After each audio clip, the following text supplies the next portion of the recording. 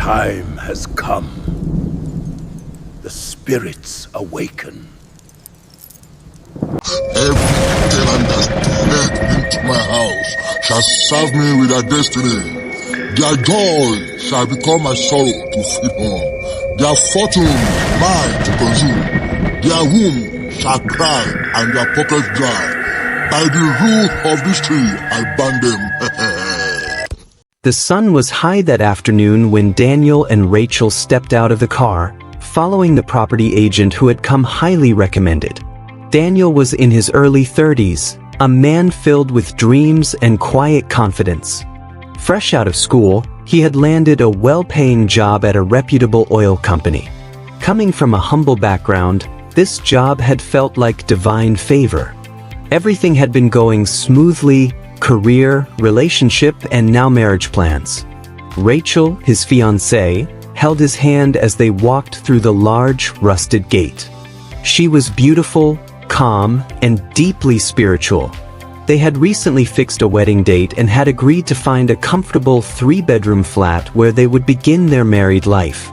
Daniel had told the property agent that he wanted somewhere quiet, peaceful, and beautiful. The man assured them that this next house he was about to show them would tick all the boxes. The compound was surprisingly clean and serene. The building itself was freshly painted, with neat modern designs and newly installed windows. But what immediately caught Racheal's eyes was the enormous old tree standing right at the center of the compound. Its wide, crooked roots bulged out of the ground like sleeping snakes, and its branches stretched toward the sky like arms crying for help. As they approached the building, Racheal froze. "Daniel," she said softly, "this place feels strange." Daniel turned to her, surprised. "Strange?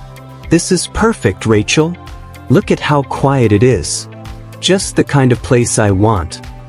Her eyes were still locked on the tree. "I don't know, there's something about that tree. It makes me feel uncomfortable." The property agent laughed nervously. Madam, don't mind the tree, Jair. It's been here for over 50 years. It provides shade and breeze. Nothing spoil." Daniel chuckled, trying to lighten the mood. "Let's go inside. At least see the inside before we judge the outside." Reluctantly, Racheal followed. The interior was surprisingly modern. Beautiful tiled floors, a sparkling kitchen with marble countertops, and brand new fittings in all the bathrooms. The rooms were spacious, and the master bedroom even had a walk-in closet. Daniel's eyes sparkled. "This is it, Racheal. This is our home." She looked around, hesitant. "It's beautiful, yes, but too quiet. Don't you think it's too quiet?" "That's what makes it perfect," he replied, drawing her close. "I don't like noisy areas. This place is peaceful. We'll be able to rest well after stressful days." She looked at him and saw the hope in his eyes. He was so excited, so ready to build a future. She didn't want to be the one to crush that. So she smiled faintly and said, "If this is what you want, then okay." Daniel hugged her tightly. "Thank you, baby. I promise you'll love it here." Neither of them saw the landlord, who stood quietly behind the tree, watching them. His eyes were dark and still, his lips moving silently as he stared at the couple. And the wind picked up, slowly swirling the dry leaves at the foot of the ancient tree. The weeks that followed felt like a whirlwind of joy and excitement for Daniel and Racheal. After agreeing to rent the house, the couple quickly moved in and began settling into their new life together. The house was everything Daniel had hoped for: modern, peaceful, and far removed from the noise and chaos of the city. He often stood in the compound at night, taking deep breaths and thanking God for how far he had come. The wedding preparations moved forward swiftly. Racheal, though still occasionally troubled by her unease about the tree, threw herself into planning with a hopeful heart. She told herself it was just nerves. After all, moving into a new place and planning a wedding at the same time would make anyone anxious. Maybe the strange feeling would pass once she and Daniel were married. Their families were happy for them. Daniel's parents, though not wealthy, were proud of their son's achievements. They saw Racheal as a blessing, graceful, respectful, and prayerful. Her parents were equally pleased, believing Daniel would take good care of their daughter. Both families prayed together, laughed together, and looked forward to a joyous celebration. The wedding day arrived with bright skies and joyful hearts. The ceremony was beautiful. Racheal looked radiant in her flowing white gown, and Daniel beamed with pride as he stood waiting for her at the altar. Their vows were heartfelt, their smiles genuine, and their kiss sealed the promise of a future they had both dreamed of. After the wedding reception, filled with dancing, food, and blessings, they returned to their new home as husband and wife for the first time. Friends and family had praised the house, admiring the tiled floors and well-furnished interiors. The compound was clean and well-kept, and everyone commented on how lucky they were to find such a peaceful space. But Racheal still felt uneasy. That night, after everyone had left and the house was quiet again, she stepped out into the compound alone. The full moon bathed the tree in pale light, and its shadow stretched long across the floor. A cold wind whispered through the leaves, making them rustle as if they were speaking in a language she couldn't understand. She stared at the tree, her arms folded tightly. "What is it about you?" she whispered. "Come inside, love," Daniel called gently from the door, smiling. "You'll catch a cold." She turned and walked back in, brushing the thoughts aside once again. Maybe it was just fear. Maybe she was just overwhelmed. The days turned into weeks. As newlyweds, they lived peacefully. Daniel loved cooking for her, and she decorated the house with flowers and scripture verses. They would pray together each morning and talk about their dreams, children, careers, vacations. Daniel often said, "This house is a blessing, Racheal. Everything's going to be fine." And for a while, everything seemed fine. The house was quiet. The love between them was strong. It had been a few months since Daniel and Racheal tied the knot, and married life was treating them kindly, or so it seemed on the surface. They laughed often, cooked together, and held hands while watching movies late into the night. Despite Racheal's lingering discomfort about the tree in the compound, she tried to focus on the joy of building a new life with her husband. Then came the long-awaited news: Racheal was pregnant. Daniel was overjoyed. He lifted her off her feet the moment she told him, spinning her around in excitement. "This is the beginning of a new chapter," he exclaimed. They both cried tears of joy and prayed together that night, thanking God for the miracle. The house seemed to glow with new life. Daniel painted the smallest room in pastel colors, already imagining where the crib would go. Racheal bought little baby clothes even though her belly hadn't started showing. They were excited, hopeful, and already planning baby names.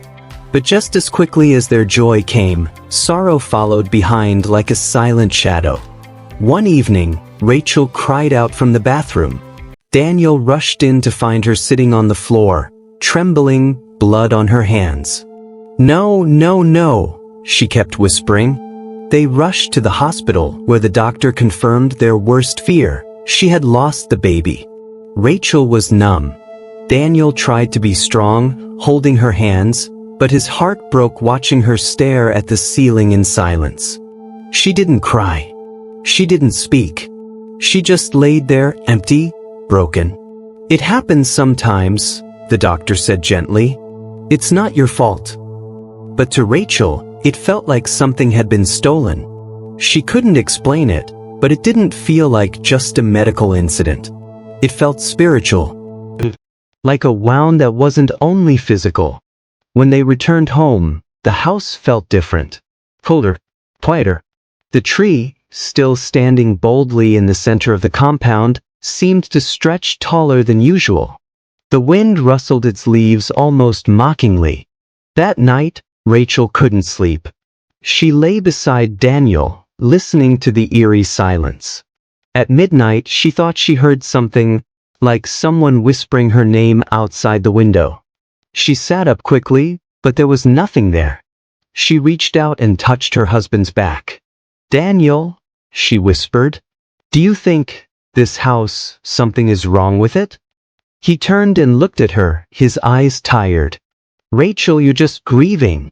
It's not the house, but the tree, the dreams I've been having." He sighed and held her. "Let's not blame the house. It's just a coincidence. We'll try again. We'll be fine." But deep down, Racheal wasn't convinced. And that night, she had a dream, one she couldn't remember clearly when she woke up, but it left her breathless and covered in sweat. After the miscarriage, Daniel threw himself into work, determined to distract himself and keep the house filled with strength, at least on the surface. He wanted to be the rock Racheal could lean on. But inside, he too was broken. He just didn't want her to see it. He began waking up earlier, staying at the office later, and avoiding long conversations about the baby. When Racheal brought it up, he would nod and say, "We'll be okay. Let's focus on the future." But things at work began to spiral faster than he could handle. First, it was small things, emails he never received, important files that went missing, his name being left out of meeting invitations. He shrugged them off, thinking it was just office politics. But the tension kept building. One morning, he walked into the office and sensed something off. His colleagues whispered as he passed by, and his manager barely looked him in the eye. By the end of the week, Daniel was summoned to HR. They claimed he had breached company policy, something about unauthorized transactions and tampering with confidential files. Daniel was shocked. He pleaded his innocence, but the evidence had been fabricated so well that he was left speechless. Within days, he was suspended. Just like that, the job he had worked so hard for, the job that was an answered prayer after school, was taken away. He came home that evening like a ghost, shoulders heavy, eyes dim. Racheal listened, stunned. "How? You didn't do anything wrong." "I know," Daniel replied, his voice hollow. "But someone clearly wanted me out." They sat in silence for a long time that night. The ticking of the wall clock echoed in the stillness. Outside, the trees swayed slowly in the breeze, as if mocking them. Weeks passed. Bills began to pile up. The electricity bill, the generator repair, fuel, groceries. They were managing with what little savings Daniel had, but it wouldn't last long. Then, like a ray of hope, an old friend called Daniel, saying he had a business idea that could make them both good money. "All I need is capital," the friend said. "Let's partner. Trust me, you won't regret it." Desperate and hopeful, Daniel agreed. He took almost all the money left in their account and invested in the idea. Then came silence. No calls. No texts. The number was switched off. The friend had vanished, along with Daniel's last savings. When he told Racheal, she sat down, her face pale. This is not normal. "Daniel, something is wrong." Daniel put his head in his hands. "We just need to be strong. Maybe our time hasn't come yet." "No," she said quietly, this house has something in it. Since we moved in, everything has been going wrong." Outside, the wind began to howl. The tree's branches scraped the roof like fingernails. Daniel stood up and walked to the window, staring out at the tree. "It's just a tree," he whispered to himself. But in his heart, he wasn't so sure anymore. The next morning, Daniel sat at the dining table, staring blankly at a newspaper filled with job adverts. His once hopeful eyes were now tired, weighed down by disappointment after disappointment. Racheal stood by the kitchen sink, quietly washing plates, the sound of running water the only thing filling the silence between them. They had stopped talking much. Not out of anger, but exhaustion. Hope had slowly drained from their lives like air from a leaking balloon. Every time Daniel thought things would turn around, something worse happened. It had been 3 days since he realized that the friend he trusted had duped him. He called every number he could think of, visited old haunts, even reported it to the police, but it was no use. The man was gone, and so was their last real chance to stay afloat. Daniel dropped the newspaper and sighed. "I don't know what else to do." Racheal dried her hands and sat beside him. "You've tried, Daniel. You really have. I think we need help. Spiritual help. He frowned. You mean prayers? This. Serious prayers. This is not normal. How do you explain everything falling apart like this? The miscarriages. Your job. The stolen money. This house, it's not right. Daniel rubbed his face. We've already been praying. No, she said softly but firmly. We've been whispering to God. It's time we cry out. He didn't reply. Instead, he stood up and walked out to the compound, needing air. The breeze was heavy that day. The tree in the middle of the compound looked even bigger now, its leaves darker, its roots more visible. He stared at it. That tree had been there since the day they moved in. Quiet. Still. Watching. Suddenly, he remembered the strange way the landlord had smiled when they paid the first rent. That eerie chuckle and the way he kept glancing at the tree as if it held a secret. Daniel turned and looked at the window. Racheal was watching him. Later that evening, she broke the news. Daniel, I'm pregnant again. He blinked. What? I just found out. This morning. I didn't know how to say it. I was scared. He rushed to her and held her tight. His heart leapt. A tiny flicker of hope returned. Could this be the turning point? They cried together, not just from joy but from fear too. They both knew what had happened before. Racheal began to pray more fervently. She anointed her stomach, her pillow, and even walked around the house speaking scriptures. But 2 months later, the same tragedy struck again. Another miscarriage. Another flood of tears. Another moment of collapse. This time, Racheal broke. She cried for hours. She screamed. She hit the floor with her fists. Why? Why is this happening to me? She shouted. Daniel couldn't speak. He just sat in the corner of the room, staring at the floor. Their dreams, once full of color, now lay in shambles. The walls of the house felt like they were closing in. The air inside seemed heavier now, like it carried the weight of their pain. Racheal remained curled on the bed, her eyes red and swollen from hours of crying.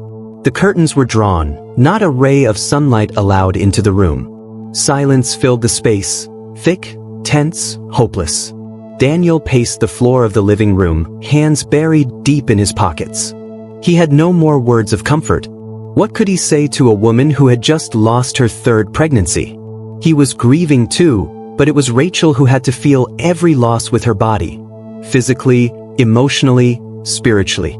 Maybe we need to move out, Racheal said weakly later that evening, her voice barely audible from the bedroom doorway. Daniel turned to face her. Move out? Why? Because this house, she looked around, her eyes haunted. It's draining us. Ever since we moved here, it's been one disaster after another. Can't you see it?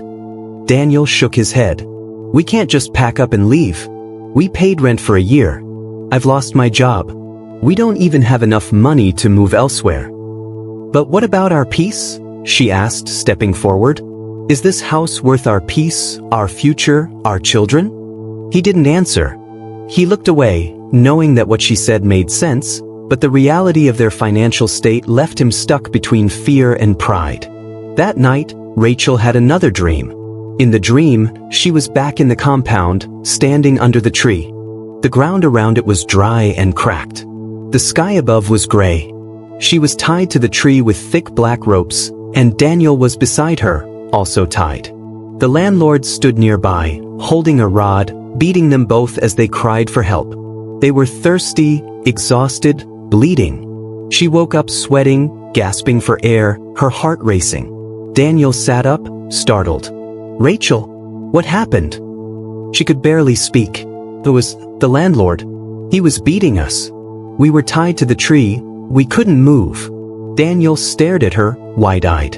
It's not just the house, Daniel. It's that tree. A chill ran down his spine. You're scaring me. I don't care if it sounds crazy. That tree is evil. And the landlord. I don't trust him. I've never trusted him. Daniel rubbed his forehead. His logic and his faith were at war. For months he had been blaming circumstances, bad luck, bad people, bad timing. But now, the spiritual weight was undeniable. I need to tell my parents, Racheal said with sudden urgency. I've kept quiet too long. Okay, Daniel whispered. Let's talk to them. She called her mother the next morning, voice trembling as she recounted everything. The miscarriages, the job loss, the stolen money, the strange dreams, the overwhelming silence in the house, and now, this new nightmare. Her mother listened quietly, then asked the question that cut through like a knife. Why didn't you tell us all this before? I thought it would pass, Racheal whispered. Her mother sighed deeply. Let me speak to our pastor. This is not ordinary. Racheal hung up, feeling a strange mix of fear and relief. For the first time, she was no longer carrying the burden alone. Help was coming, and whatever was hiding in the shadows of their home was about to be exposed. That night, the house was unusually quiet, quieter than usual. Even the usual sounds of crickets outside seemed absent. It was as though nature itself was holding its breath. Racheal lay wide awake, eyes fixed on the ceiling, listening. Daniel was beside her, snoring lightly, finally getting some rest after days of stress. But Racheal couldn't sleep. Something about the atmosphere felt off, heavier. So, she turned to her side and glanced at the window. The curtain fluttered slightly, though she hadn't opened it. A cool breeze slipped into the room, but it wasn't refreshing. It was chilling, unnatural. Then she heard it. A whisper. Faint. Hollow. Just outside the window. Racheal. Her heart jumped into her throat. She sat up quickly and stared at the window, frozen. Maybe it was her imagination. Maybe she was dreaming again. But no, she was wide awake. She crept slowly out of bed and tiptoed to the window, pulling the curtain aside. Her breath caught in her chest. There was no one there. Just the compound. Just the tree. Its long, thick branches swayed slowly, as though dancing to a rhythm no one else could hear. Its leaves rustled gently, even though the air was still. She closed the curtain and stepped back, her whole body trembling. Something was wrong. She could feel it now, not just in dreams, but in her waking hours. She turned to Daniel and shook him lightly. Daniel, wake up. He stirred and opened his eyes groggily. What is it? Are you okay? I heard something outside. He sat up. What do you mean? A whisper. It called my name. Daniel rubbed his eyes, trying to stay calm. Maybe it was just a dream. No. I was awake. I heard it clearly. The window opened slightly on its own. He got up and walked to the window. There's no one here, Racheal. Nothing's outside. Maybe the wind blew it open. She didn't argue, but deep down she knew what she heard. The next day, Racheal spent most of her time inside. She tried to pray, but her words felt blocked. The house seemed to absorb her prayers like a sponge. Every time she tried to read her Bible, she would become unusually sleepy or distracted. Something was draining her spiritually, bit by bit. That afternoon, she stepped outside to fetch water from the tap beside the kitchen wall. As she bent down, a shadow moved beside her. She turned quickly. Nothing was there. Just the tree. Always that tree. One of the other tenants, Mama Kemi, came out of her flat holding her bucket. She was an older woman, always quiet but kind. Young lady, she said gently, how are you feeling these days? Racheal hesitated. I've been struggling. Miscarriages. Strange dreams. My husband lost his job. It's been a lot. Mama Kemi nodded knowingly. You're not the only one. Racheal blinked. What do you mean? Every family that has lived here has tasted pain. Quiet pain. Nobody talks about it. But this house, this compound, it drinks people's joy like water. Racheal's lips trembled. Why didn't anyone say anything? They either leave or stay and suffer in silence. That night, Racheal told Daniel everything. And in that moment, he began to truly listen. Racheal didn't sleep that night. The words of Mama Kemi replayed in her mind like a song stuck on repeat. This house, it drinks people's joy like water. She sat at the edge of the bed, watching the curtains sway lightly in the breeze. Daniel was still asleep, his breathing soft and steady. She didn't want to wake him. She needed space to think. She got up quietly, tiptoed into the living room, and knelt down in the middle of the floor. She clasped her hands together and whispered, God, I don't understand what is happening. But please, please help us. I don't want to lose my husband. I don't want to lose myself. Show us what to do." Her voice cracked with emotion, and tears streamed down her cheeks. For months she had tried to be strong, smiling when she didn't feel like it, praying when it felt like no one was listening. But now she was empty. She reached for her phone and scrolled through her contacts until she found the name Mummy. Her fingers hovered over the call button for a few seconds before she finally pressed it. It was 4:13 a.m. "Hello." Her mother's sleepy voice came through. "Racheal? Is everything all right?" "No, Mum," she whispered, choking back tears.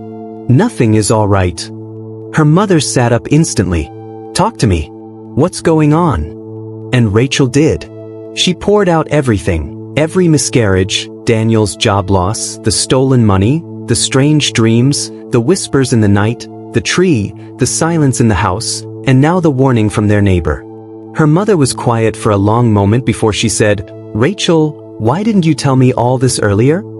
"I thought it would go away, or get better," she said, her voice barely audible. "I didn't want to believe that something was spiritually wrong." "I'm coming over today," her mother said firmly. "But first,